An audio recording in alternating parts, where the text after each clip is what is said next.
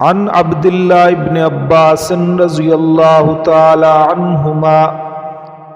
حضرت عبداللہ بن عباس رضی اللہ تعالی عنہما سے روایت ہے، ان رسول اللہ صلی اللہ علیہ وسلم، کہ بے شک امام الانبیاء صلی اللہ تعالی علیہ وسلم نے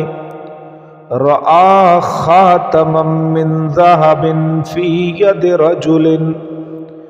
ایک آدمی کے ہاتھ میں سونے کی انگوٹھی کو دیکھا، فنزعہ فطرحہ، امام الانبیاء نے اس کو اتارا اور پھینک دیا اس کو، وقال یعمد احدکم الی جمرۃ من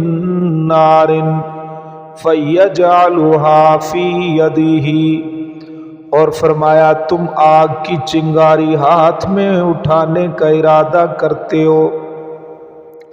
رسول اللہ صلی اللہ علیہ وسلم کے تشریف لے جانے کے بعد فقیل للرجل بعدما ذهب رسول اللہ صلی اللہ علیہ وسلم، امام الانبیاء پیغمبر کے تشریف لے جانے کے بعد اس آدمی سے کہا گیا، خذ خاتمک،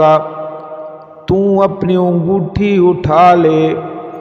انتفع بہ، اور اس کے ساتھ فائدہ حاصل کر۔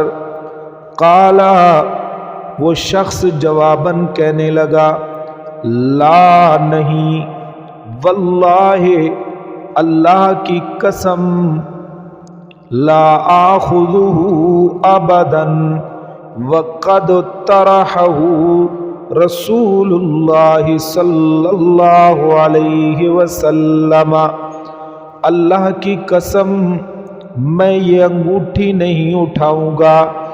میں اس کو کبھی بھی نہیں اٹھاؤں گا جب کہ رسول اللہ نے اس کو پھینک دیا ہے۔